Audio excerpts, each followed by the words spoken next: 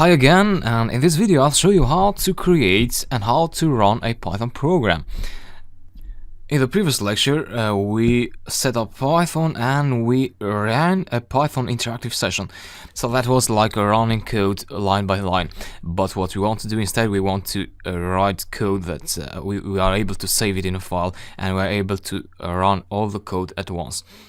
So that's what we're going to do in this lecture, and this is targeted to Windows users. So if you have a Windows computer, please watch this. If you have a Mac computer or even a Linux computer, please skip this video and go to the next video where I show you the same process but on a Mac computer. So Windows users, let's create a Python program. We're going to use very basic tools for now, but then in the next lecture we're going to download and use an advanced editor. On Windows, before creating the program, there's something you need to make sure of. You go to Organize and you go to Folder and Search Options.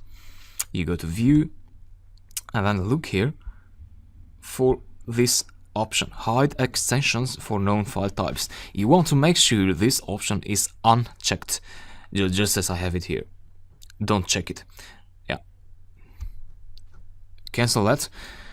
And with the option unchecked, you go ahead and right click and create a text document and put a name, let's say my program, and you want to remove the txt extension. I want to say .py.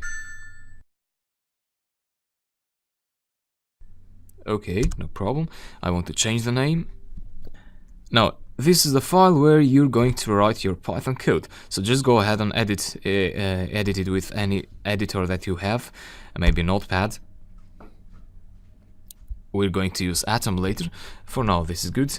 And this program, what this will do, it will print out some text. Let's say the hello text. So that's what you do. You use the Python print function, and then the function has this syntax, so it expects to have some brackets, opening and closing brackets, and inside these brackets you want to pass the thing that you want to print out. In this case, this is called a string. We'll cover strings later, or you can say text. So we want to print out some text, and text goes inside quotes always. So strings go inside quotes.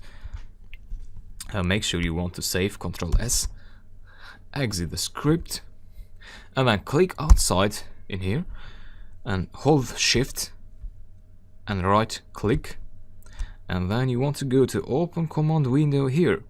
That will open the command prompt. Look carefully and you'll see that the command prompt was open in this current directory, which is actually the directory of your Python file. So this one in here is in here. So before you run the program, you need to have these two directories the same, because if you open the command prompt from here, as we did in the previous lecture, that will go to another default directory. So the best way to do is as I did it here. Shift right click and go to Open Command Window here, and then what you do is you type Python and then the name of your program, my program.py.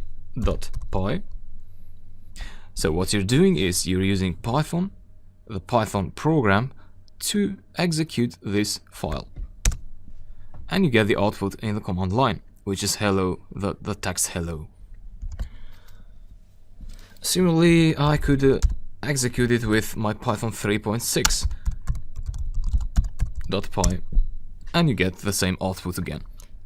So 3.6 and 3.7 doesn't make any big difference. The differences are very, very slight, so you don't have to worry about that. Let me execute it one more time, Python, and if you type now my, and if you press the tab key, that will autocomplete the name of your file. So it will find the name of your file because it knows that you are in this current directory. So use tab for autocompletion. And yeah, again, you execute it and you get the output.